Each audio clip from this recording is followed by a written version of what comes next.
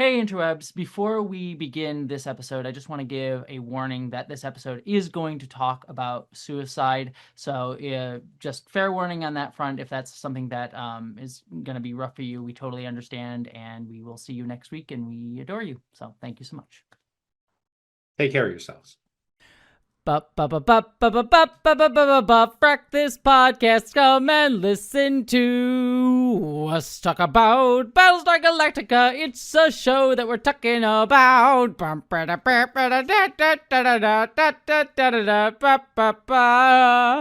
Hello, interwebs, and welcome to the Frak, this podcast. I am the Nietzschean host, Jesse Gender, and I'm joined as always by, yeah, have fun spelling that. Spell that, you bitch. Well, I'll spell it, but I have no idea if I'm going to remember when I look at this later what the hell I was trying to say, because I guarantee I spelled it wrong. What's I mean, like, we're adding to the fact that my handwriting is terrible. So even setting the spelling aside, it's going to be a nightmare to figure out, hey, it's Vera. How's everybody doing? Oh, doing well, doing well. How are things with you, Vera? They are okay. I went to a Pride celebration, went to Essex Pride Nice. over the weekend, which was nice. Went with the kiddo. Yeah, it was a good time. I bought a bunch of very gay stickers to add to my car. I'm almost done putting them on the front driver and passenger door, and I'll get to start working towards the hood soon. Gotcha. Oh, that's yeah. I did see your car when I went up to visit you in Vermont. It is, for listeners, her car is literally covered in stickers, many of which are not sun protected stickers, so they're starting to fade. Not many, Only at least, some of which, okay, because yes. There were a handful of which just flat out weren't, and they faded immediately. There are some that are starting to fade now, but they've also been there for like 4 years. Yeah. And like those ones, fair enough. If you were in LA, they would not have lasted that long. Like I put on my car, I have a few stickers, and one of them is like a Star Trek LGBTQ flag, and it has slowly faded. So you can still see the Federation logo, but it's like the queer part of it's gone, and like it's just queer erasure. Like the sun is literally homophobic. But yeah, so did that. I also performed at that, which was nice. Got to see my boyfriend because he was performing in a dance troupe at that. He also performed at the after hours show later, but I didn't stick around for that because I can't take my kid to that. So fair, yeah. But Did you hear? It was nice. Did you hear about what happened to the Long Beach Pride where I'm at? No. Oh, this was a fun for me to learn about. Less fun for the people involved. So apparently, like every year, they do a Long Beach Pride in May. So it was like 3 weeks ago, something like that. And Okay. there's like a beach area, like down like in the main waterfront area of Long Beach, where they do like concert series and everything. And I say this all because like I drove by it when all this had happened, and like everything was set up. They had stages and Long Beach Pride. It was clearly like everything was filled out. Like it was a big deal, and clearly a lot of money spent on this. Turns out the people at the LGBTQ center didn't apply for their permits. So like 3 days before, they had to like cancel. It was like it was not even like 3 days, like 2 days before, like a day before, like really close to before, because again they had everything set up. They were told that they had to cancel it, and then they put out a post on, I think, their Instagram that was like, oh, defend pride, we're being discriminated against, using an AI generated poster. So it's like already you fucked up because it was your fault for not getting the permits. But then you're gonna be like claim discrimination and like defend pride with an AI poster. Like, Oh, good Jesus grief. Christ. Yeah, so I don't know whose decision it was, or hopefully I'm not making any enemies if anyone happens to be listening to this. That's just the story that I know, and it was like, wow, what a ridiculous thing. Look, pride organizations can mean well. They are just as capable of being messed up as anything else. I don't currently support the Pride Center of Vermont. There are plenty of other Vermont Pride organizations. Essex Pride ran the thing that I went to, but the Pride Center of Vermont, I think it was last year, shut down with no notice. And you have Mm. to understand that in addition to having like actual employees, Mm. they also were running like the teenage crisis line, and everything just shut down. And it turned out that they basically have been financially insolvent for a while and hadn't told anybody and had just been hoping to pull it out of a death spiral. And then eventually, when they didn't, they just had to shut it down because there was no way they could have raised the money they wanted. That's super And the shitty. infuriating thing was like they scraped together enough to like reopen as a bare bones thing. I don't know if it's changed, so don't quote me directly on this. But at the time they reopened, same damn people were running it. Which Yeah, no, no, absolutely absolutely not. not. Yeah. Yep, no, that's frustrating. Like, in for my thing with Long Beach, like to be clear, I don't know enough about the Long Beach LGBTQ Center or Pride organizations, anything like that. So this is not me. Like, whoever chose to do the AI poster and who also didn't get their permits, that's fucking on them. But as an organization, I do not know enough about it. So just the situation is very funny, and I'm Situation's sure ridiculous. frustrating for many people involved. So And look, just rule of thumb, speaking personally, and I know I'm not the only one who thinks that. I would rather see you do a hand-drawn poster with stick figures than use AI. yes, And I and 100%. I mean that for everything. One of the things when I went to Provincetown, we saw some posters up like for upcoming shows like plays and drag stuff, and like most of it was clearly photoshopped. Fine, Photoshop is Mhm. fine. That requires you actually do something. But there was a poster for a play and it was clearly AI, and I'm like, I have zero respect for you. Yeah. That Yeah. is an artistic art form that you are claiming to present, and you did that. Go to hell. Yeah, and it's not like the queer community isn't like a hub of really great artists. And speaking of which, we're talking about that. It was a terrible one. It's okay. Yeah, that was, what was that? I don't know. It was I don't know how to get hub in there. Uh anyways, we're talking about comments from the episode The Hub from 2 weeks ago. 255 AD said, I always struggle with storylines that deal with someone like Baltar deserving getting what they deserve for the things they've done because ultimately I don't believe in retributive justice, the death penalty, and I'm more or less a prison abolitionist. So ultimately I don't think the way people like Baltar could be made to pay for their crimes are things that should happen to anyone. I Well, mean, yeah, like what I would say to that is like broadly speaking, I am also a prison abolitionist, and I don't believe anyone should have the death penalty. I don't actually even entertain the question whether or not somebody deserves to die, because when it comes to the death penalty, regardless of what somebody deserves, I don't think the state should have the power to kill people. mm-hmm, Period. Full stop. That is not a power they should have.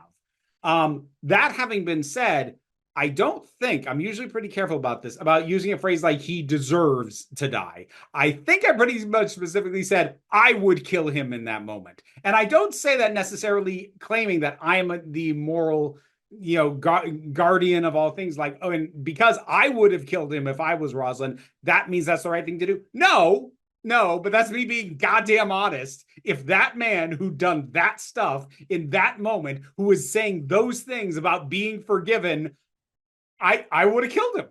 And that doesn't mm-hmm. mean it would have been the morally right thing to do or that he deserved it, but I would have done it. Yeah. No, it's like it's an understandable situation. I mean, like it's one of those like I agree and it's kind of with everything that you said, and I certainly believe in restorative justice with a lot of things.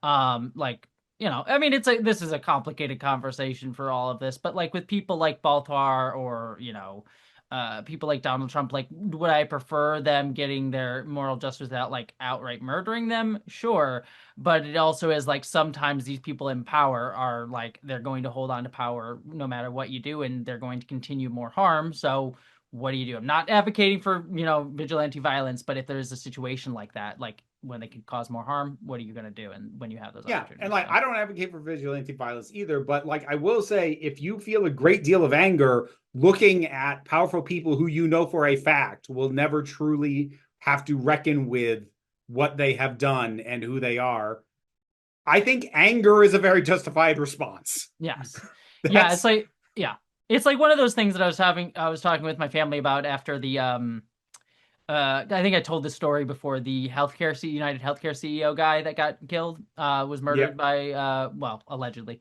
murdered by Luigi.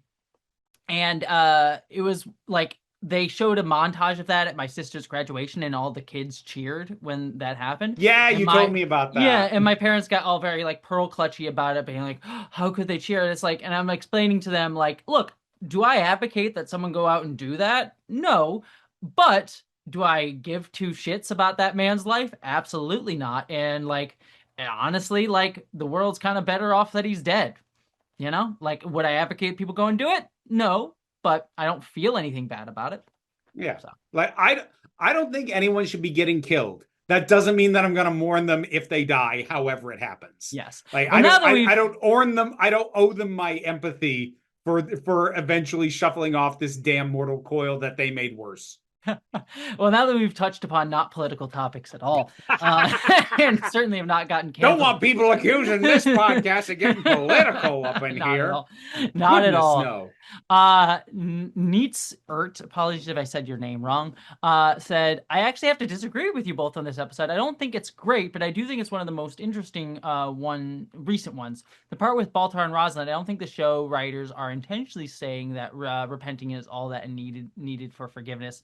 The fact that Baltar is who says the fact that Baltar is who says it, I think, is actually a nice commentary on how people weaponize or misinterpret Christian and Catholic beliefs. I think we talked about that too in our discussion. Yeah, The fact that he even felt the need to confess to Rosalind, I think it shows he's not as guilt-free as he says.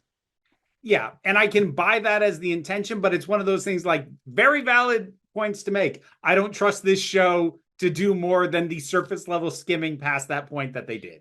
Yes, and this is the other part that they were saying too. Also, the fact that Rosalind tries to let him die but backtracks, I think it simply shows how conflicted she is. She hates him and knows who he is and what he has done, but I never thought the show was letting him live that was the morally correct choice at all.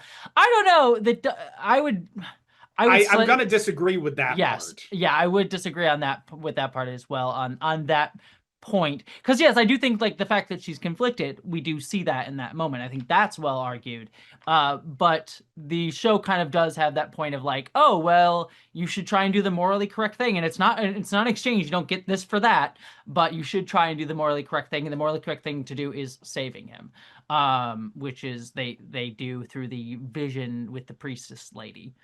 There. So the show, I think, definitely has a moral stance. Whether it would have condemned her for having chose to do the opposite, I don't necessarily know, but it clearly comes down on the side of what was the morally correct answer. So, yeah, I agree with that. all right, let us get into nope, I had a transition. I'm not going to use it because it would get political again. So we're just going to talk about the episode. Sometimes a great notion. I wouldn't have even agreed with the transition, but it's like, oh no, that would be the way I would transition. It's not a good one to do.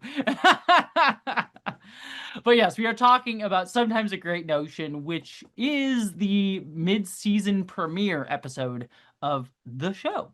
Let us get into our recap for what is ultimately going to be a very uplifting and very happy episode of this show. We start off on Earth, and we see Ty looking out at the ocean, and everyone else we get sort of shots of everybody, and people are sad and depressed looking at everything. A scout comes over and says that, this is the same all over the planet. There's no signs of human life. Deanna comes over and says they have the same reports from the Cylons. I actually kind of like that as a little beat where it's like, oh yeah, scouts are only looking for human life and the Cylons would be looking for Cylon life, as like a little bit of showing the prejudice that each of them has in terms of what they consider life or what they're looking for. It's just a small moment that I liked. We also get a quick beat with Starbuck is looking, she's sort of torn out the signal tracker from the Viper and sort of using it to sort of track down where the signal is coming from on the planet specifically. And she's with Leoben, and the two of them go off searching for it. They say that, the battery's running low on juice. Yeah. There's a couple of little touches that happen that I like.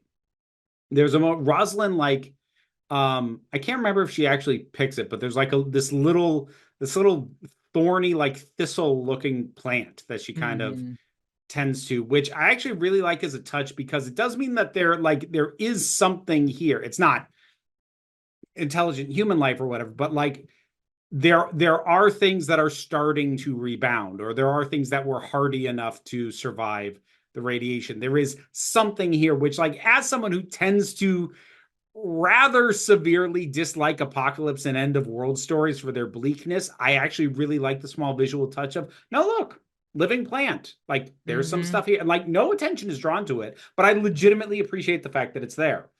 Yeah. Um, and then the other thing that I noted, although you might have been meaning to get to this in a It might, minute, yeah, it might but be, but it's fine. Yeah.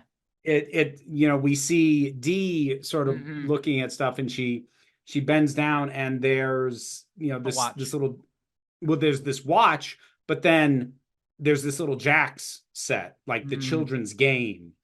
And you can see that her finding that kind of sinks in fully what it was that happened here. And I think that is a very um sincere moment that, in a situation like that, it's all very abstract and distant until you find something that just reminds you, like, oh, there were people. Oh, there were kids. This is a child's toy, and there were kids. Mm-hmm. Yeah. It clearly shows how dark what happened here was, and like what has it like humanizes a lot of it, which I liked a lot. Like a lot of what I really like about this episode overall, to say this right here, kind of jumping off of this point, is that this happened so long ago. We think we learned like 2,000 years ago. Yep. And in fact, yeah, I think Baltar even says it in a second, so I'm not really like skipping ahead too much. But uh, you get to see like the remnants of what would be left behind. I mean, I think that clearly evoking like Nagasaki or Iwo Jima, not Iwo Jima, sorry, in Nagasaki and I'm blanking on the other Hiroshima. Hiroshima. Sorry, thank you. Um, and so it's nice to sort of like, again, it's that same idea that I talk about with like the Avatar: The Last Airbender show of like it's powerful to see the aftermath of something and what's left behind, and like the pain of that, the loss of that, versus like just seeing the nukes go off, which we kind of get in this episode as well. But I think that's the hauntingness of it is really strong throughout this episode. I think they handle it very well. Um, Even for people that a lot of these characters did not know, like Dee did not know these children. Of Um, course not. But it's yeah. it's it's that human moment of recognizing that that's still what happened. Yes, yes. Speaking of what I just alluded to, Baltar is sort of studying the water, and he said there's low level radiation both in the water and the food chain. This planet was nuked 2,000 years ago to tell people not to eat or drink anything while they are here. So, like, while there is life, it is not a place that will be viable for them to stay Yeah, long it term is on. it is inhospitable for settlement because what's here is whatever can deal with the level of radiation that is still around, and Yes. people can't, not long term. Yes. Rosalind also, I think this is the moment where she picks up the plant. She says we traded one nuked civilization for another. So this is not what they expected it to be, and everyone is certainly reeling from that. We then cut up to Rosalind, or excuse me, I think I skipped over one little beat. There's a raptor going back up to Galactica, and right on the raptor, I think Dee is there, and Hilo is flying next to her, and Dee is just saying to herself, "Just don't fall apart, don't give up." And she's clearly having an anxiety attack, and then starts to like dissociate. Like Hilo like sort of acknowledges her, and then she sort of like, she does sort of calm down, but you can clearly see like she's just mentally like disassociating from Yeah, everything. there's this really slow push in on her with the camera, and I just wrote down, what the fuck are they gonna do? I told you Dee's storyline was gonna be a thing. We'll get there. We'll get there. We'll get there. So we then get to Galactica, and the crew gets out, namely Adama and Roslyn, and there's a crowd of people sort of looking at her, staring at her in silence. And Roslyn just sort of looks and kind of just shakes her head and can't really say anything. And then she sort of turns to Adama and says, "Get me out of here." And as she does, everyone starts like crowding and surrounding her and trying to ask her questions. And we hear Apollo in the background yelling, "The president will make a statement in due course," but they just get out of there. So yeah, Yep. it's the Rosalind doesn't even have any words. I actually really appreciate that they aren't immediately launching into questions. They're kind of waiting for her to say something. And there's some of the cuts back to the crowd where some of them, just from her silence, they can tell. Mm-hmm. Like there's a couple of people's reactions where you just see their faces fall, like, oh. Yeah. And I think that was well done. Like, yes, she tries to walk away. The press is still going to be the press, Yeah. but you It's you good could see extras, just extra work. Yeah. Yeah, but you could see just some of the people's faces like realizing the at least the tone of what this silence means. Yes, it's a really, again, it's really well handled where you get the weight of it on everybody. Like Rosalind is not, it really, not that Rosalind hasn't been humanized at this point, but she's not immediately going into politician mode. She's having a human reaction and like can't handle taking on that role at the moment because she's also dealing with a Yeah. lot of it as well. So it's well handled. I really like that scene.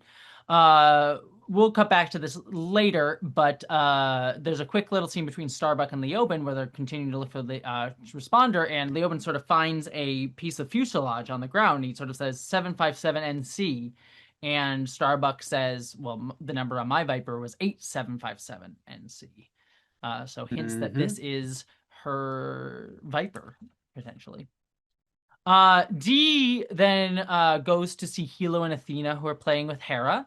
They're sort of like, playing with her and having fun with her, and they're sort of like saying thank you to Dee because Dee has come in to babysit. And, they're like, she's like, no, no, no, I look forward to this. I look forward to this. And when Hilo and Athena leave and Dee's alone with Hera, she says, you have no idea what's happened today, do you? Today is just another day, to Hera. And again, clearly like dissociating a little bit with everything going on. And then we go back to the Earth planet. We have what will eventually come back to Galactica and have a much larger conversation. But the Galactica and Cylon crews are digging up bones that they have found, and they find in the dirt what looks to be an old Cylon Centurion head.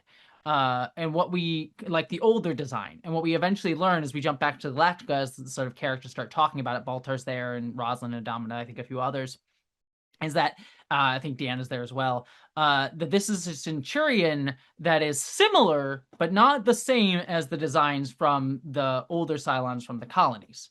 So this is a Centurion, but not the same type of Centurion. And Apollo sort of naturally assumes like, oh, well, the 13th tribe settled here and they must have made their own Cylons and they rose up again and killed their masters. And they say, no, Baltar's like, we thought that, but actually the results are conclusive. The people of Earth were Cylon, all of them, every single one. So the 13th tribe was all the Cylon. bones they found, none of them are human. So all of the 13th tribe was Cylons, and they came to this planet and called it Earth.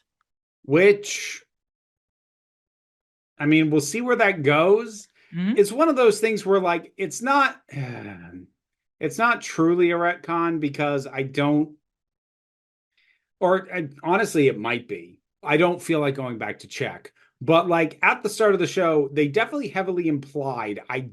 I'm giving the benefit of the doubt and saying I don't think they outright stated, but it was definitely always presented as the human Cylons are new. Obviously that notion got pushed back a little with the 4 out of the 5 that when they got revealed, because some of them had been in place so long, like, okay, well, this has been a thing for longer than initially implied. But now 2,000 years, that's a lot of time to tack on to the front end of this. We'll see if they bother addressing that. What I will say is they 100% will, and I don't know if this was, I doubt this was what the intention was when they started the show. I'm for sure they didn't. However, there will be an explanation and it will fit in with everything that has been said in continuity so far. I will say that. Okay. Does it make sense with what you know right now? No, it does not. No, it doesn't. But it will. So, yes. And if I was either more of the theory crafting type, maybe I'd run with it, or if I still cared about this show, maybe I'd we'll talk about it at the end of this episode. We do get a little piece of information at the end of this episode. Yeah, I know. We'll get there. So yes, the 13th tribe was Cylon, and they were on Earth 2,000 years ago. We then cut to Apollo and Roslin. And Apollo sort of asking Rosalind, like, what do we do about the quorum? You need to talk to them, tell them something. It should come from their president. And Rosalind just walks away. And then Elder Adama says, carry the ball to Lee. So. Yep. And then also during this scene, as Elder Adama is walking away, Ty sort of comes up to him and says, hey, Bill, we need to talk. And Adama just keeps walking. And Ty sort of says to himself, a lot of things I need to explain. Yeah. So, Bill is shrugging off Ty. We then cut back down to Earth and we see the chief, and he is wandering off on his own, and then he sees a burnt shadow on the wall of this sort of this like crumbling architecture. And it is clearly like he stands in front of it and it clearly matches his shadow, the height of it. Yep. And it's clearly again like Nagasaki, the people who, when the nuke landed, their shadows were The burned into the ground or wall or wherever their shadow happened to be. And then we get a quick little flashback of him, the chief, on a street, like a normal looking street, going up to a food vendor, and then we hear the nuke go off. So Chief was on this planet 2,000 years ago, when the nukes came. My note is just, the fuck is this? And to be clear, my the fuck is this has nothing to do with the fact that he spontaneously flashed back. It has nothing to do with him getting visions of him or some version of him being there 2,000 years before. It has to do with the fact that, as you put it, it's a normal ass street. How fucking unimaginative and fucking lazy are we gonna be with these supposedly machine fucking alien fucking, never mind, it's just fucking people. Don't do a sci-fi show if you don't want to do sci-fi shit. Like, almost everything that made the Cylons interesting has been slowly stripped away. The notion of them behaving differently from humans, or like not even wanting to be humans. Like, it was kind of initially presented like they look that way because it's tactically advantageous, but they hate us. And now it's turned into, oh, but we want to be more human. Oh, but like when we had control of Caprica, we just lived the way you did, so we don't even behave differently. Oh, we can't even resurrect anymore, so we don't even have that. Everything that made the Cylons interesting is fucking gone. And like, I feel like it's getting shoved down my throat when you have this flashback of him on a street next to a fucking fruit vendor, and it looks like it could happen on downtown in my fucking place at the fucking farmer's market. Piss off. I am unreasonably angry about this. I get that. I absolutely get that, but I'm so fucking sick of how much this show seems to hate its own sci-fi premise. So, how can I dance around this? I think there is a explicit reason why it is a normal ass vendor street, and I think there's a creative reason and an in-story reason that will also get addressed down the line for you. And But I'll also, probably hate that too. yeah, and I'm trying to not lead you to certain assumptions, and want to give you your own space to sort of talk about it. But look, the only assumption I'm making at this point is that the explanation is going to be insufficient for me to not think this is bullshit, because regardless, it's one of those things where regardless of how you justify or explain it, it won't fix the fact that you lost my interest by stripping away the unique aspects of these characters. It's like whenever I get into an argument with people, I'm like, I hate how this made me feel or how this impacted the story. And they're like, oh, but it's explained and it makes sense. Like, I don't care that it makes sense. That does not change how I felt watching it. It's a theremin argument. If you know what I'm talking about there. Thermion argument. Yes. Theremin is the yes, the instrument. I know what I did. God damn it. Thermion argument, which is, for listeners who don't know, it's a phrase that I did, like, I know Dan Olson came up with this, so I had heard about it before, but I was reintroduced to it recently, as just a concept of like arguing for something in universe, like, oh, it's explained in universe, therefore it's fine. Yeah. I've talked about it too. I've presented it as the Watsonian versus Doyleist thing. Yes. Because the Watsonian argument is the in-universe argument, but usually when I'm complaining, I'm making a Doyleist complaint about how it impacted me as a viewer slash reader slash listener. Yes. And I don't care if it's explained. Yeah, well, here's my thing with this. Again, there is, I think, both a Doyleist and a Watsonian answer to your question. And rewatching it, I see why, and I think it will. The best way I can put it is it will lead to, the reason they are doing this leads to ultimately one of my favorite ideas that the show gets to. But I agree with you in that as you are watching this sequentially, it is like you have lost me here by doing this thing. However, I also am like, I know that there's going to be something in this show that I think thematically is very interesting that maybe I think like addresses this, but also will, I think, thematically sort of like tie it into your frustrations in a way that I find interesting. Wow, would I argue I wish it had come earlier so we could have explored the idea more? Absolutely. Uh, but we'll get there. It's kind of I'm dancing around a lot. Listeners who have watched I the know show you will know are. what I'm saying, but So two things. The first is I find it very interesting that you're defending the idea, and in no way are you preemptively defending the execution. Just like here's an idea I really like. Yeah, there have been a lot of no, those. I will argue there's okay, so the thing that it's going to do is legitimately one of my favorite things in the show. Not just the idea, like the thing that it does, I really like.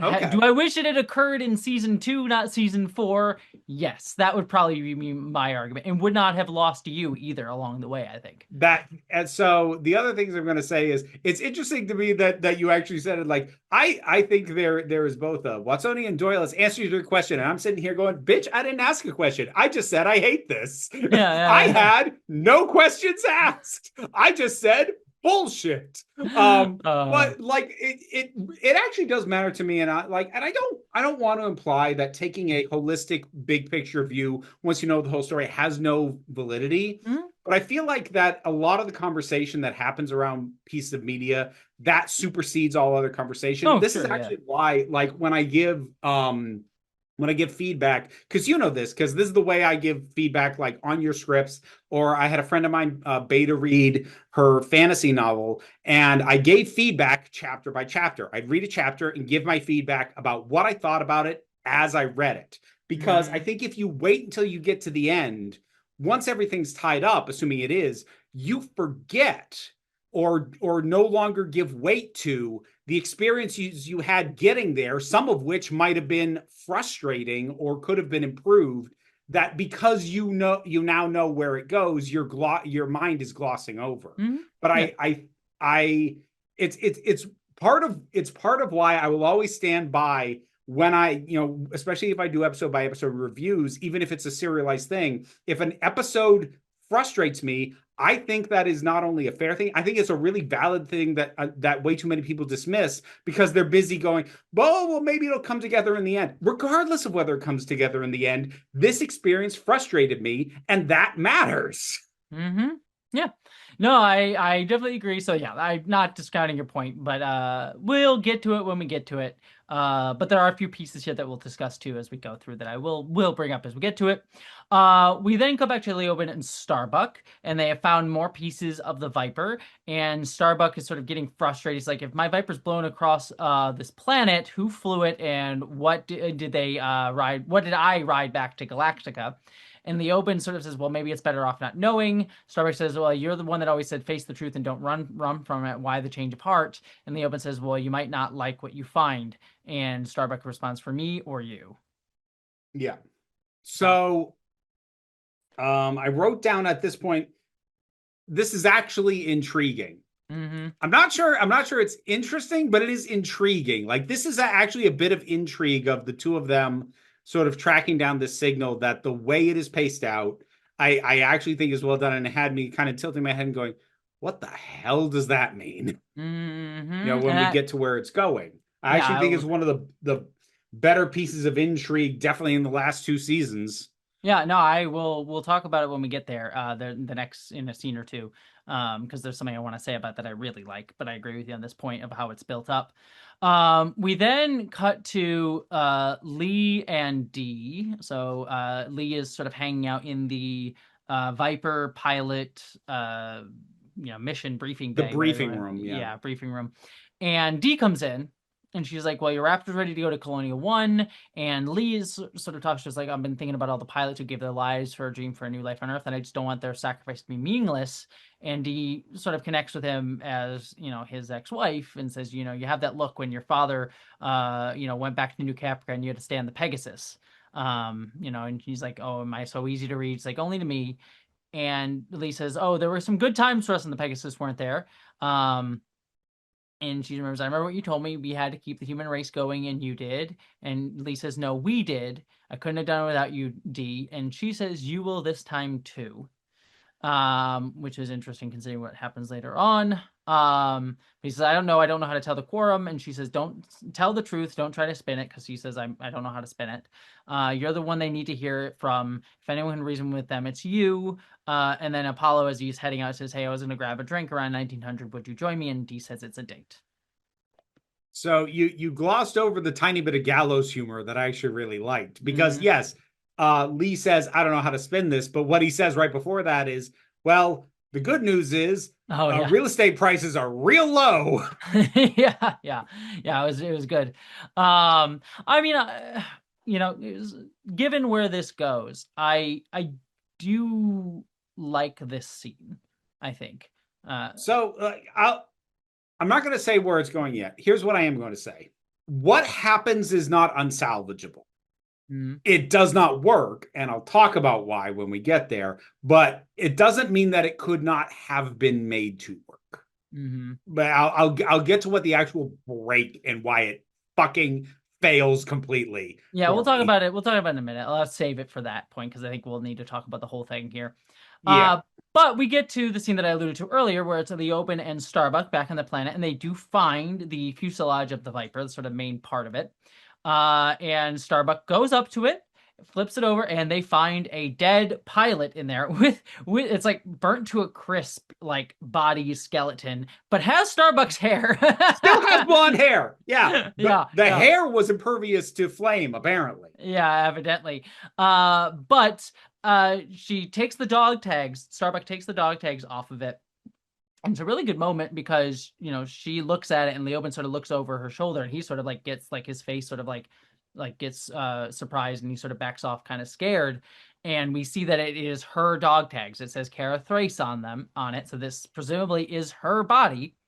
And she says, "If you got an explanation for this, now's the time." And Leoman's like, "I don't have one. I was wrong, about Earth." And then Starbuck says, "Hybrid told me something. She said that I was the harbinger of death, that I would lead us all to our end." This like really scares Leoman's like, "She told you that?" And Starbuck says, "Is it true? If that's," and then Leoman just sort of like walks off, just like terrified. It's like, if that's me there, then what am I? What am I? As she yells after Leoben. Yeah. Here was a point where I smacked myself in the forehead a bit. Mm-hmm. So now I didn't. Okay. In this moment, I didn't necessarily make the call that she was definitely the one remaining Cylon. And actually, by the end, we'll know for certain that she's not. But I still smacked myself in the forehead because I had that conversation with you a couple of episodes ago, like basically saying who was still in play. And and the reason I say I smacked myself in the forehead was one of the major questions that I had was whoever it was, they're going to have to explain why they weren't activated by the song. Mm-hmm. And I fucking forgot that she wasn't on the Galactica when the song happened because she showed up at the very end of that episode because she had been presumed dead. So I just smacked myself in the forehead like she was in play the whole time as a potential. Fuck. And I was really annoyed at myself for forgetting that detail. Yeah, but it turns out it's not. Well, spoiler, it's No, not her at it's the not end. her. Yeah. Like, we don't know what the fuck is going on with her, unless, although I will throw this out there, not as a prediction, but like if they do this, I'm on to them. Which is that, yes, they've always said from the beginning that there's 12. But there's also 13 colonies, one of which was considered missing. It would not be that big of a stretch for them to reveal that there was a missing 13th Cylon that literally no one knew even existed. Not just a matter of we don't know the model and don't know their faces. Like, nobody even remembers anymore if they were going to parallel the 13th colonies. So I'm not making a call that is what they're doing. Just saying that if they do, I'm on to you. Mm-hmm. We will have to wait and see. But right now, we do not know what the fuck Starbuck is, Nope. which is interesting. And what I do really like about this scene, because this will be sort of the last moment we touch upon the dynamic here between Starbuck and Leoben, in this story, is I do like Leoben sort of being the one to be like, I don't fucking know, I'm scared. It kind of just shows like he was all fucking certain for so fucking long, and then when there's actually a moment of like Starbuck actually kind of like needing some level of like, what the fuck do I do? He just abandons her. Yeah. Which fits him being a little piece of shit in a way that I like, as opposed to the show being like, "Ooh, isn't he interesting and have Isn't an he like intriguing kind of relationship to her?" isn't he kind of spiritual and kind of no, fuck off. Yeah, no, and I like this. Not that it makes up for all of that shit, but this scene does at least work within a better characterization of him being a shit that I think works much better for him. Yes, it's one of the better moments with him. Certainly since like the first season. Yes, yes. Um, Then we have Anders walking around Earth in the ruins that we saw before, and he finds a piece of a guitar, and he starts playing with it, and he plays all along the watchtower. He even says, "So let us talk falsely now." We even hear a little bit of the cover that we had heard at the end of season 3 play. And then Anders goes and finds the chief, and he says, "You remember something?" And you know, they both say they did. And Anders says, that song that switches on, I played it for a woman I loved. And referring that he remembers that. Tori comes over and she says, I remember you played it for all of us. And then the chief points out, like, that was me, pointing out the outline of his body, the shadow, the burnt in shadow. And Anders sort of going, why are we all still alive? This happened 2,000 years ago. How did we get to the colonies? Come to think that we were human, 2,000 years is a long time to forget. Yeah. So interesting. And interesting thing to note, and I'm just going to say this here because we'll get a little bit of it later on at the end of the episode with Ty. But interesting to note that only the final 5 Cylons are the ones that remember being on this planet. Yeah, because like Deanna, we've yeah. had other Cylons like here, and they are not having it. Like Deanna's having none of this. Yes, Happen Deanna to has no her. memory of this. Athena's on the planet. We see some 6s. None of them have memories. It's only 4 of the final 5, and we do see at the end of the episode the 5th one was also here as well. So Yep. yes, which is an interesting distinction. Yeah, so we'll talk about that more later.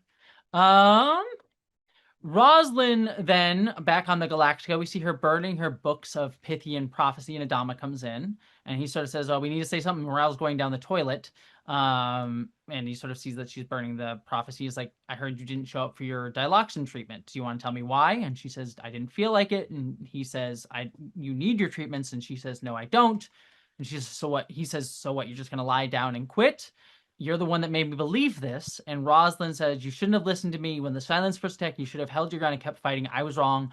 All those people, they listened, they trusted me and followed me. All those people, they're dead.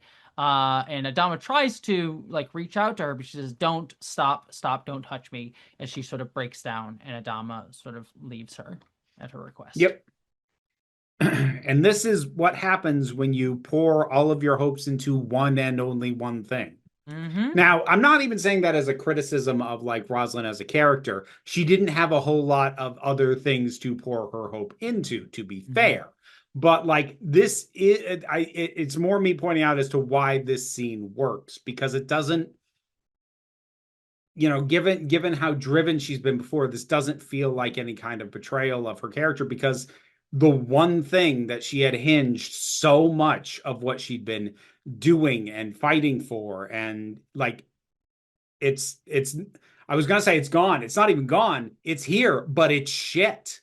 Mm-hmm. So when you pour that much of your hopes and dreams and future and self into one thing, if you lose that thing, yeah, this is kind of what happens. Mm-hmm. Yeah, no, it's a really good scene, well performed by both of them, especially Mary McDonald. She does a really great job throughout this whole episode. I think her performance in this episode is by far one of the best, especially considering she doesn't have a lot of dialogue, but she has a lot to perform. So yeah, I think she does a great job. We then have a quick little scene that I really like, just the cinematography of, which is Starbuck burning her own body on a pyre. And it's shot all in shadow, so we never see Starbuck's face until eventually she lights the fire. It was just well shot. I liked it as a beat. So whole thing just gave me Return of the Jedi, Luke burning Vader energy. It did have that energy. But I'll even say no, like that's not a knock. You're right. It is well shot. It is good. Yeah, no, I think it's actually better shot than that scene. I mean, to be fair, that scene is like 3 shots essentially, but Yeah. but I actually think it's better shot than that. That this was really nice sequence. But then and again, I said this as a warning at the beginning of the podcast, but just to give a warning, we are going to be talking about suicide for the next few minutes. So if that's something that you want to just skip by, no worries. Please skip ahead. We'll probably be talking about like 5-10 minutes or something like that. So just fair warning for this upcoming scene. But we are following Dee and Apollo after their date. They both seem to be very, very happy. Dee is sort of asking Apollo about how he addressed the quorum. He's like, he's like, I said, we are no longer enslaved by the ramblings of Pythia. We are free to go where we want to go, be who we want to be. I feel like I stalled a full-scale panic with that, but I have no idea what to do next. And Dee says, well, that was the best fun I've had in a long, long time. They kiss. And then Dee goes into her quarters, and Apollo leaves, seemingly like happy with how things have gone. Dee Hmm. goes into the like pilot bunk bed situation. Gata is there, and Dee is humming to herself. Gata says, "You're glowing." And all I can think about is this waste of a planet. And Dee says, "Shush, Gata, I want to hang on to this feeling as long as I can." He sort of stands up and goes over to her, and they look at a picture of her as a kid. He says, "Oh, look, little Anna's got her smile back." Uh, and she says, "This is so long ago." She has no fracking idea what's ahead of her. She also, as Gata leaves, she looks at sort of she has a necklace. We see a picture of her parents. She takes off her wedding band and looks at it and hangs it up. Then she pulls out a gun and she shoots herself. And then Gata and Celix Yeah. come in and find her and yell for Coddle and a medic. But obviously Yeah. it's too late. So here's what I'm gonna say. I think is not an invalid interpretation of somebody in the mindset that she is in, and is actually something that I don't think I've seen done particularly often. And from my own life experience, I don't have a lot of experience with suicide. I do have some experience of being around people who knew they had very little time left. And so I have at the very least seen this notion of I want whatever time I have left to be as pleasant and happy as possible. So I do think that there is something there to take a character who is basically just feels like they've lost everything, not dissimilar to Rosalind, and is deciding like, okay, well, things aren't going to get better overall. I'm going to get to the highest point of happiness I can, and then I'm done because it'll all be downhill from there. I do think that that's a mindset that I think can work and can make sense. And I don't even think it is necessarily crass in and of itself to have suicide be the choice that someone makes following a discovery like this. Again, like putting that much of your hope into something and now it's gone. I don't think depicting a character responding this way is an invalid thing to do. What's fucked is to do it with a woman who hasn't been a character this entire fucking season. Hmm. She has barely existed. She's had 3 or 4 lines the entirety of this entire fucking season that we are now over halfway through. And they only dredge her up and give her anything because they were then going to do this. Mm-hmm. Fuck off. And had it be kind of surrounding Lee as well and how it Yeah. affects him. So it's like her, like, not that they don't give her a moment here at the end of like looking at her parents, like stuff separate from Lee, they at least do that, which they appreciate. But it Yeah, is but sort of that centered. it's gonna end up being about Lee, and fuck, it's gonna be about Bill Adama and how it impacts him as well. So like, it is disrespectful to her agency as a character in this because she has none. She is literally only getting a highlight in this episode at all because they're doing this. If they weren't Yes. doing this, she'd be a fucking glorified extra the way she's been this entire goddamn fucking season. And yeah, they use it to then focus on the pain of multiple male characters. Yes. So this is exactly my issue with it. So well, I have 2 issues with it, but I also wanted to say this too. My argument would be in this episode, within the context of this episode, I like the way this is handled for the most part, outside of one thing that I'll get to in a second. But to kind of echo your point, I like how they show how she goes through this, of her having a panic attack and kind of disassociating and really realizing, like, to be very clear, and I'll be very honest here, like, I have been in a suicidal place in my life as well. And the reason you get into that mindset for a lot of people, at least for myself, is you feel like you are suffering and there's no way that that suffering will end. There's nothing else that you can do to stop it. And so you just sort of resign yourself, like, this is just going to be what it is, and I don't want to deal with that anymore. And thankfully I never made the decision, but I also, there's been talks about people who, like, when they decide to eventually die by suicide, uh there is a sense of relief of, like, I don't have to suffer anymore, I can get through this. Like, I just have to, I'm gonna make the decision and, like, it'll be over. And so I do like how this is shown, of, like, her having these moments of, like, panic and depression and this realization of, like, it will not get better than this. We could have gotten a little bit more of that. But at least it is there as a trackable arc through the episode. And then, as you said too, taking this moment of, like, I want to go out in the happiest moment that I possibly can. Now that I've made this decision, it's not hanging over my head anymore, and I'm just going to go out. The only thing within the context of this episode that I do not like is the shock value of when she puts the gun to her head and shoots herself, because it is played as a, oh look, it's a surprise, rather than kind of, like, sitting with it for a little bit longer. And I honestly, I would rather have not just shown it at all. Like, we hear the gunshot off screen instead of it being a moment like that. I think Yeah. it would have been a better way to, in a more, I think, respectful way to do that, rather than being like, she pulls the gun and she shoots. Um, so that is my one knock within this episode. But then the overall problem with it is exactly as you say, is just the mistreatment of her character overall throughout the series, especially in, season 3 onwards, and the fact that she has not been a character in this season, like, at all. Like, if she had gotten anything to do the rest of the season, especially separate from Lee, would have been good. Or if this storyline had taken longer, like 2 episodes to get to this point instead of in this episode, and had not been centered around the guy characters only. Yeah. Yeah. So I think, like, within the context of this, there is stuff that I like. It's not a complete wash of, like, this is bad and terrible. But obviously there's some issues with it. Yeah. So. Yeah. So, like, when I said this is not unsalvageable, it basically boils down to the vast majority of what happens in this episode is totally workable, but it lacks any of the greater context that it would have needed to not feel the way that it feels. Yes. Like, if they had done better with her character up until this point, I would have been totally fine with this, other than the fact of, I would have just, like, not shown the actual moment of her shooting herself and just, cut away from outside, like, cut to Gata and he hears the shot, and then we just go in and remove the gun moment. Yeah. That would have been a slightly better way to do it.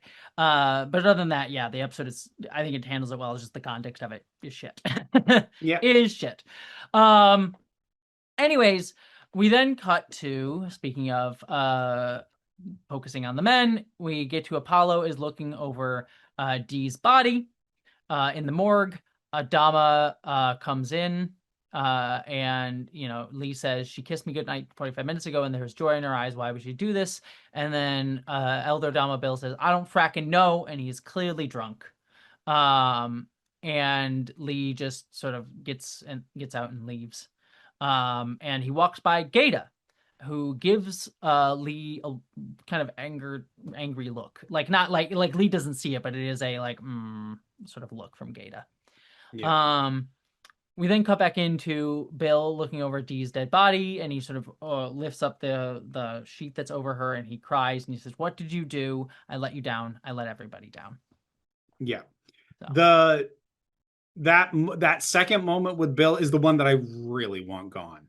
I really want to cut that, because I do think that, like, there is something to a scene of two people being utterly confounded by it, because this is going to be a weird pull, but I remember way back when I watched House, there was a character played by Cal Penn who he left the show because he got a position in the Obama administration.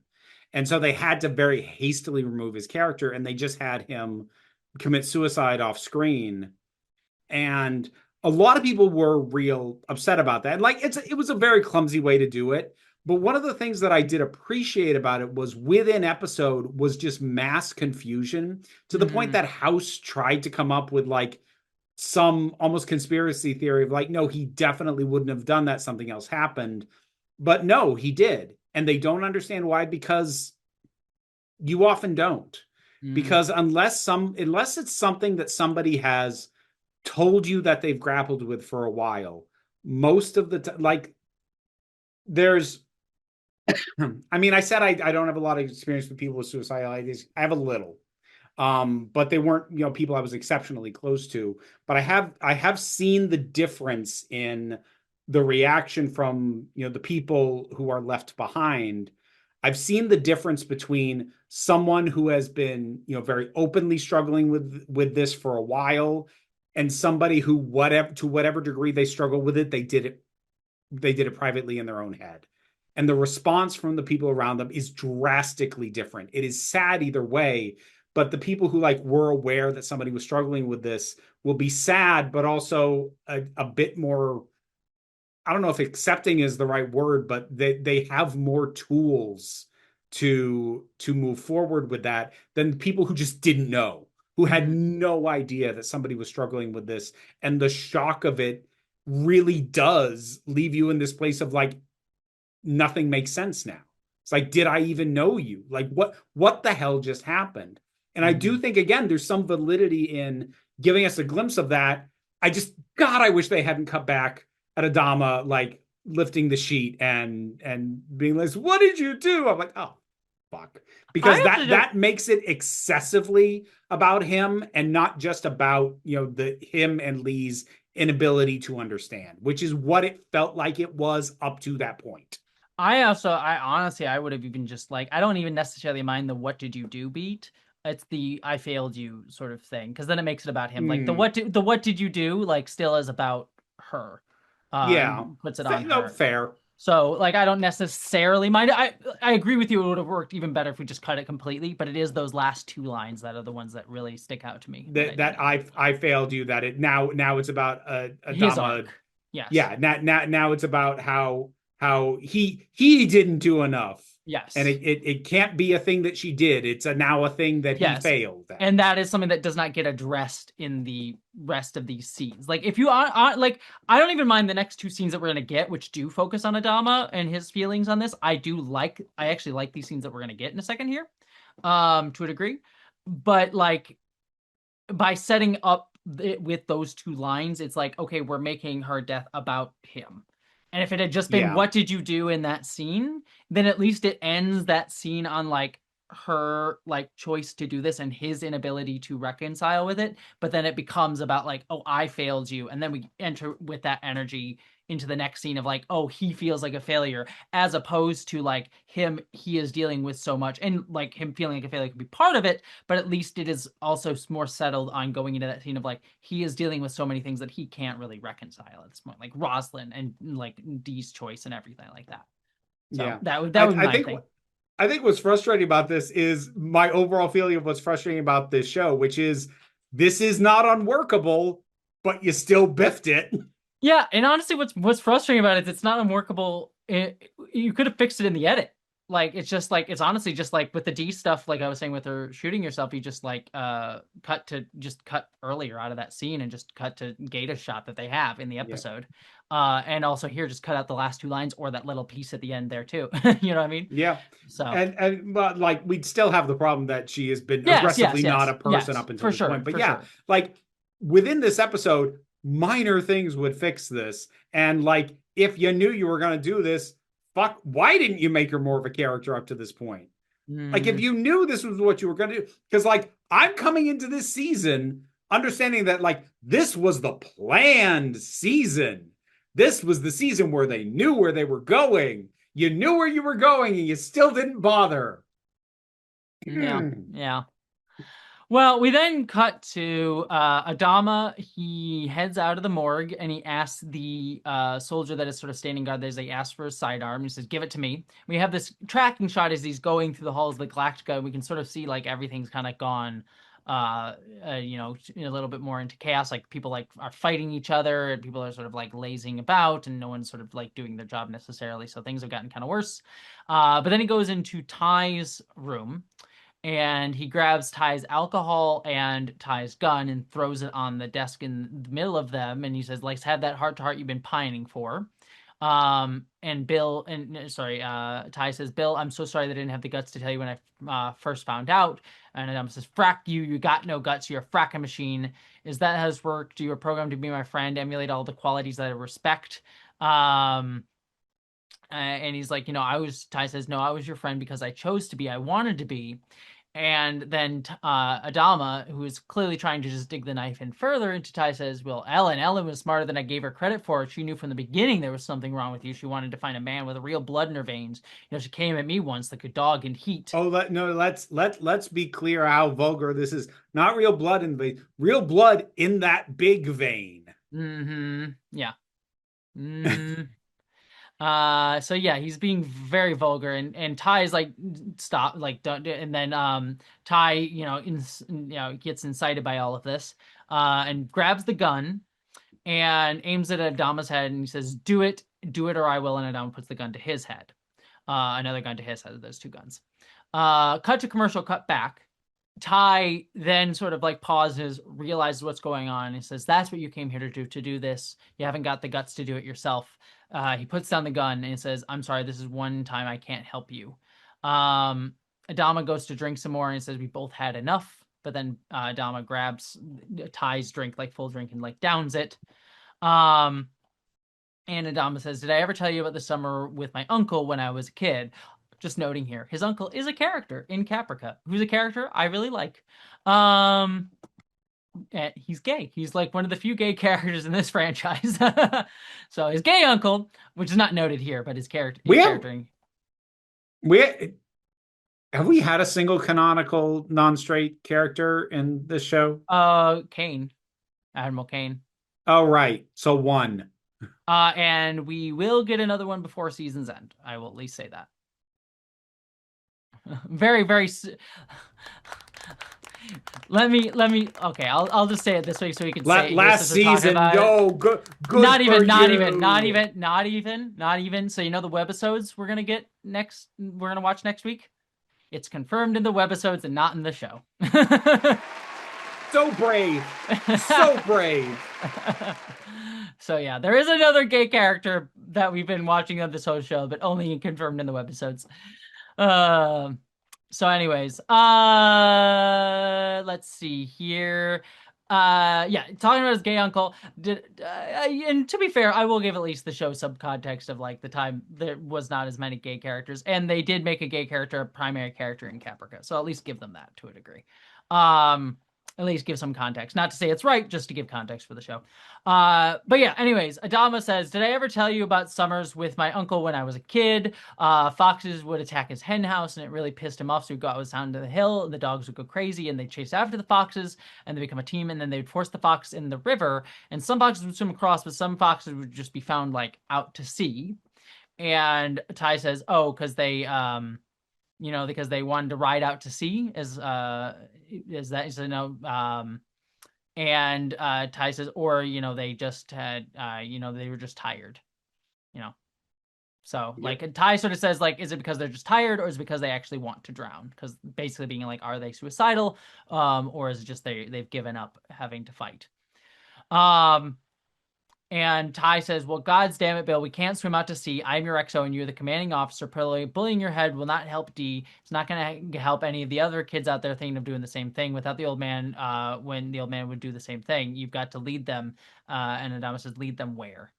We then cut over to Apollo over on Colonial 1, and he erases the number 1 off of the board tracking how many humans are still alive, signifying D. God, when was the last time we saw the board? And it's been in the background for a while. This is the first time it's been like highlighted.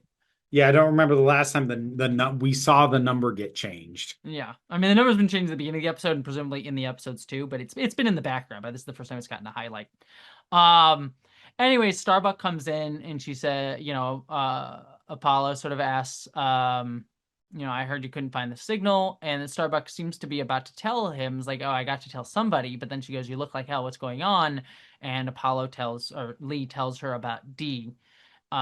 She shot herself, and Starbuck's like, I don't understand. And Lee says, neither do I. I try to come up with a neat answer, but I'll never know because it's too frackin' late. Which, this is a better handling of that, I think, is Yes, like an idea. Because because I mean, it's like, not yeah, about Lee or anything. Yeah. you are not always going to get answers because the person who you would ask is gone. Mm-hmm. Yep. And I like Starbucks also is like, I don't understand. Like it's this is a well handled version of that scene. Um Yes. so yeah, Starbuck does not end up telling Lee about what happened and what she found. We then follow Adama and Ty walking onto the bridge of the Galactica. Adama is clearly hungover, so he's sort of like, trying to like, he's clearly dealing with like wincing and headaches as he goes through this. But he asks Lieutenant Hoshi to take over for D, which is a sort of moment there. And then he says, find me the nearest star system, call the Cylons, and see if our new allies want to come along for the ride. Adama then picks up the phone to speak to the crew, and he sort of says, men and women of the fleet, this is the Admiral. The discoveries of the past 2 days have been painful for all of us. As you know, we cannot stay on Earth. This is a new challenge. The 13th tribe, this is not a new challenge. This is the 13th tribe has stood where we stand. They needed home, so they set out into the void of deep space with nothing but ships. And the 13th succeeded. They weren't Supermen. They were ordinary people like us. Whatever they can accomplish, we can accomplish. We will find a new home. This is a promise I intend to keep. Which So. is pretty good speech, actually. Mm-hmm. Yeah. Under the circumstances, I think that's about as good as he was going to manage. Yeah, at least he can be like, this is not, we can do this. People have done it before, sort of thing. So, yes. yeah. And during this, we get a little shot. We get montage of people. The most notable one is Rosalind is sort of lying in bed, clutching the plant that she found on Earth. Yep. That's a nice little beat there.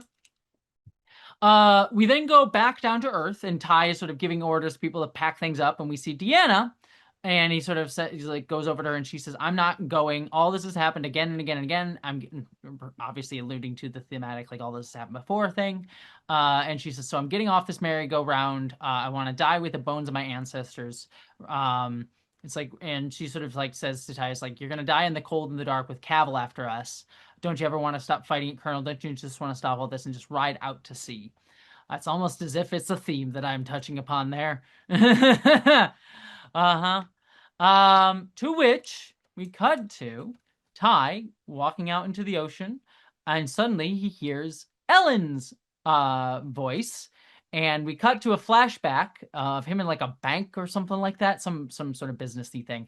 And he finds Ellen. This is back right when the nukes went off on this planet, and he finds Ellen underneath some rubble, and she says, "Saul, it's okay. Everything is in place. We'll be born again together." To which Ty, in the present day, says, "Ellen, you're the fifth." So Ellen is the fifth and final Cylon. Yeah. Like, I don't know what to do with that, partially because I like logistically, at least from what I currently understand, it does not make any goddamn sense for her to show up again in present because Resurrection Hub is fucking destroyed. And yeah, so but far as she died well before the resurrection. so far as we know, the final five weren't being continually resurrected because, like, if the final five were being resurrected on the resurrection ships, then everybody would know who the fuck they were. Like, it does not make any fucking sense that stop raising your eyebrows at me. Fucking stop that. It does not make any sense that they were being resurrected unless we're going to introduce an entirely fucking new resurrection mode, at which case, whatever, dude, do what the fuck you want. I don't care. So, like, but like logistically, for what I currently understand, it does not make sense to bring her back. Thematically, it doesn't make sense to not bring her back, because otherwise, what's the fucking point of this revelation? It is actually a shockingly common mistake I see in a lot of things to like have these revelations about characters who are already dead, and so it doesn't even fucking matter anymore. Mm-hmm. Mm-hmm. So I don't know where they're going with this. I'm honestly very neutral on it because I don't care. I know. Okay. What I will at least say, when I first watched this, I was very intrigued by it because just to point out what I noticed when I was first watching it, to at least put it out there. So I will do the speculating that you don't want to do. Go Uh, for it. but like I'm I'm gonna put a top coat on my nails. You have fun. here are the pieces that you do know, and there's also another piece of this that I'm not going to draw your attention to, but is there, and I'll talk about in spoiler minute. Mhm. But we Here's do the know. thing that Vera missed. Yada Yeah, yada yeah, yada. yeah, yeah. I know. But anyways, no, it's not a thing you missed. It's something you know. It's just one of those you haven't connected the dots on it. Mostly because you don't want to.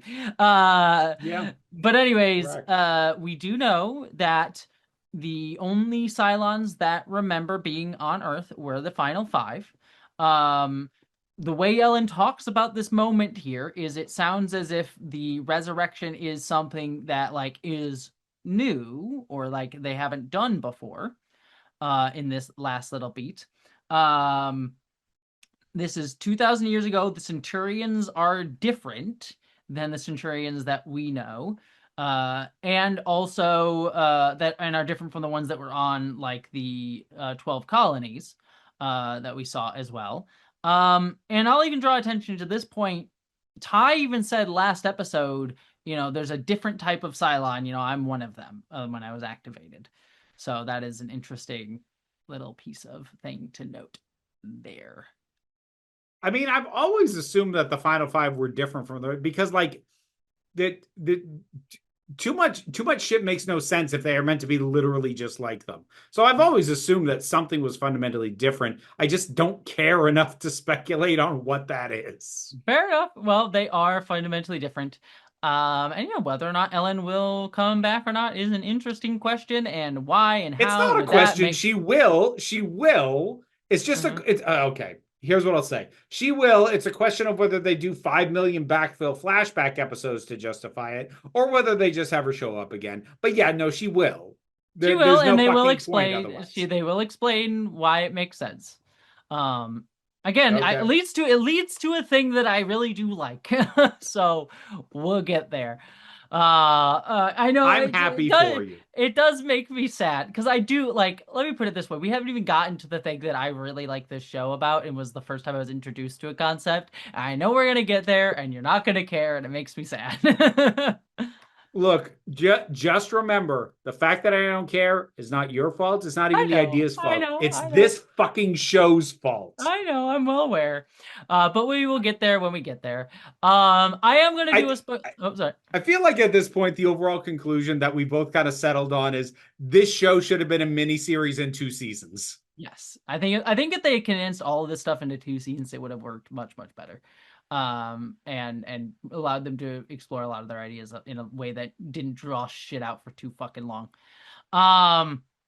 Anyways, I am going to do a spoiler minute to talk about some things here. Yeah, we'll do that and we'll talk about the episode overall. So I am going to take a spoiler minute. I'm actually going to take my 90 second spoiler minute that I This get. is your last one. My last one, I will use it here. So it is Okay. well worth it. So for the next 90 seconds, I am going to talk spoilers. If you do not want spoilers, just like Vera does not want spoilers, you can jump ahead 90 seconds from now and give me 90 And seconds to the clock. go. So, yeah, so the big thing here, obviously, is this is not actually Earth. And that was kind of the thing that I was alluding to with this is I think the reason that they showed that this was a quote unquote normal vendor is I think they wanted to kind of trick the audience into thinking like this was the Earth that we are on right now when it in fact is not. So that is the Watsonian answer. Sorry, the dualist answer. The Watsonian answer to it is like talking about how all of these things repeat. So there is a thematic reason, and there is also a logistical reason as well. So to outsmart the audience, which can always be an iffy prospect, but also a reason in universe that makes sense as well. And then obviously the big thing for all of this is that Cavill is the one behind all of this. And the thing that I alluded to that Vera knows, but does not connect the dots on, nor does she care to, is that Cavill has expressly said, he even says it in one of the early episodes, like he doesn't care to know who the final five are because he already knows. And he is the one that is sort of behind all of this. And obviously, yes, we will get to meet Ellen again, because she was resurrected after her death by Cavill. So obviously the resurrection ship is gone, or resurrection hub is gone, I guess I should say. But Cavill did resurrect Ellen beforehand, so she was able to be brought back. And it does make sense. And, my issues with how the show ends overall with the very, Judeo-Christian God, like that's my big issue for the end of the season. Overall, a lot of the thematics for the season I do really like, which is the thing that Vera is making me sad about. What did you think about this episode overall? I mean, like, minus some of the specifics we talked about and the lack of, Dee being a character at all this season prior to this episode, honestly, in isolation, it's pretty solid. Mm-hmm. Yeah. If this was an episode that happened at this point in a season of a show I actually liked, I'd probably think mostly well of it, with like a few hiccups on it. So I think it just kind of makes the point of where I'm at with the show, where even a mostly decent episode just kind of has me shrugging. I'm like, okay, yeah. It is frustrating. It's just a reminder that like it didn't have to go down like this. It didn't have to be like this. You were the chosen one, Anakin. Yeah, no, I do really like this episode. It is sad to me because the latter half of this season, I really do like. We will get there. That they're setting stuff up in this episode that I really am excited to get into. It is the stuff that to me is most memorable about the show, actually. And we will get there as we get there. But yeah, talking about this episode on its own, I really do like it. It is bleak. It's a very bleak episode, but I do overall really like it. I remember at the time really liking a lot of the like, wait, how does all this fit together? None of this makes sense. And I do think they do kind of make it make sense by the end of the season, and I think it comes together in an interesting way. So I thought it was intriguing in a fun way. The stuff with Starbuck I thought was probably the best handled thing, and certainly sets up some the most. Like the stuff with Starbuck, what I like about it is it brings back some stuff that we've lost from the show, in the sense of what you complain about a lot, which is that the show has made everything's too normal. Like the Cylons are too normal. And the stuff with Starbuck has, even with the prophecy harbinger of death thing, which I do find intriguing how it's been utilized, even if I don't like the prophecy stuff like you do. I think it adds a little bit more of that like unknowable sort of thing back to the show that I do really enjoy. So like I do think there's some good stuff here. It's not great in the context of the show that it is in, but within this episode, and what I even know going forward it sets up, I do really like it. And yeah, the only major knock that I have on this episode is just some of the contextual handling of Dee, is my big thing. And even Dee, there are redeeming factors about what her suicide is handled that I do like as well within the show. I'm just at a point in this show where like, and actually like to give this episode some credit, it actually does bleak pretty well, and bleak can be a real quick way to turn me off, because like I have little to no interest in narrative nihilism. So I mean it's part of why I can't fucking stand God, what's his name? The guy who did Melancholia and Dance in the Dark. Is it Darren Aronofsky? No, it's not Darren Aronofsky. Lars von Trier. That was it. I know it was Von something, but yeah, it's why I can't fucking stand Lars von Trier. And it's like it's just bleak. Like his that everything he makes. He did Antichrist, necrophilia movies, nymphomania movies. Nymphomania, yeah. Like God, Jesus, the man doesn't have a joyful bone in his body. Like I can handle a bleak story, but I need to know it's being told by people who don't think that bleakness is like some kind of it's honest so truth. deep, and yeah, we're Yeah. so yeah. Like it's why I can sometimes, if I'm in the right headspace, I can sometimes deal with Cormac McCarthy, because for as bleak as his writing can be, I still get this sense of like, this wasn't written by a person who thinks that this is truth. It Hmm. was written by a person who thinks that this is interesting. And Yes. like, I do think there is a core difference. And I think here we have a bleak episode from people who do not themselves necessarily have a bleak outlook, which is about the only way that I can deal with stuff this bleak. So that's to its credit. Hmm. So Similarly, yeah, like, Ronald D. Moore, he is not. I do think he is overall an optimist, at least at heart, even if he will get darker than most. So yeah, and like I can handle dark stories. I just don't like there's when certain people like set out to tell deliberately dark stories, there's a pretentiousness that often comes with it, like the sense of like, I'm going to tell the dark harsh truth that other people can't handle. I'm like, piss off. Go like just go get your Black Manic Panic at Hot Topic and get your fucking emo bangs and leave me alone. yeah, that's what I would say. I think nihilism is a lot easier than optimism, but people like to frame like naive optimism can be easier than nihilism, but I think actual like pragmatic optimism is a lot harder. So Actually, I'm even going to go more specific. I think it's very specifically American nihilism that I can't deal mm. with, because there's a British form of nihilism that I kind of like, because Douglas Adams had this a little bit, which is, you got to laugh though. Yeah. It's Well, I mean, like, because like you actually break down that man's work, it's bleak as shit, but he's having a laugh. yeah, I mean, like it is very much the American nihilism that like gets into like violence and who gives a fuck and I'm gonna be edgy because like nihilism as a thought. Which, speaking of like nihilism, I think it's like Nietzsche and does it come from Nietzsche? I believe it's so. But like his whole point was It's like it's related, yeah. yeah, God is dead, and a lot of people sort of take that as like so we can do whatever the fuck we want. And his argument was like, well, no, we have to make our own meaning and let's choose like to pursue something aspirational, which gets into the whole Ubermensch ideology, which then gets co-opted by Nazis and all of that jazz. So like Yeah, it's an unfortunately. ideology that like is not inherently like, oh, everything is awful and we should all just wallow in the horribleness of humanity. It is just there is no inherent meaning to the universe, so we should probably make our own. But obviously the which American which nihilism which that gets I into can the get with, thing. but yeah, the American brand of nihilism tends to be very, um just go in a hole and leave me alone. Yeah. Yeah, I very much agree. Um, yeah. So that is everything that I have to say. Anything else, Avira? No, not really. Alrighty then. Well then, stuff time. Stuff. You can find my stuff by looking for Find Council of her stuff. Geeks. Find her stuff. Patreon pays the bills. Yeah, go and pay And her that bills. help and that helps support the Council of Geeks Yeah, you YouTube support those channel. Council of Geeks.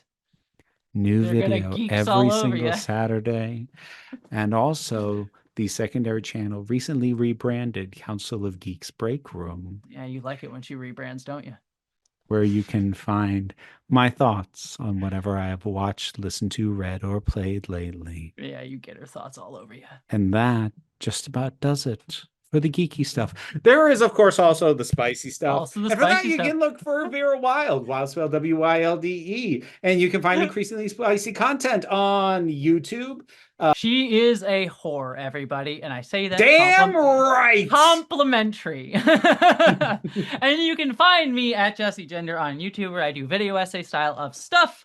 Yeah, video essays on Star Trek Starfleet Academy coming out soon, if not already out. I'm just currently dealing with all the copyright claim nonsense. I just want to point out Mhm. that the at the time that we're talking, the most recent podcast that went out, which we talked 2 weeks ago, in that one you said, "Oh, it'll definitely be out by the time you hear this." It should, I mean, to be clear, it is uploaded and I intend to really, it is not I am waiting to hold on to it. It has gotten hit with 50 billion copyright claims and I'm waiting for them to fucking clear. I So it can't believe we will, got GTA 6 before the Ferengi video. I know, right? It's probably going to be what it ends up being. Probably will end up happening. But yeah, I have that and then I have, it's was going to be a video on Obsession and comparing it to like Ex Machina and Companion. It is now might be. I think it's being split up into two videos. Aronach is currently helping me. I wrote as I usually do. I wrote too much, and it's like this is two videos. You? So What? No. I know. So it's probably gonna end up being split into two videos. One about how artificial women are depicted in film, or are depicted in like fiction, not just film, versus just artificial beings. Yeah, it's very fascinating. I've like right from the creation of like I get into this video, but like right from the very first time we see robots in fiction, which is like a Czech play called RUR, Rossum's Universal Robots, they make a distinct point in that to be like, look, robots are a metaphor for the working class, kind of like droids and whatever. But women androids are different. They're supposed to be for reproduction, and they will help reproduce the working class. It's yeah, it's a very fascinating thing where I'm like, oh yeah, women robots are distinctly treated as different right from the beginning of robots.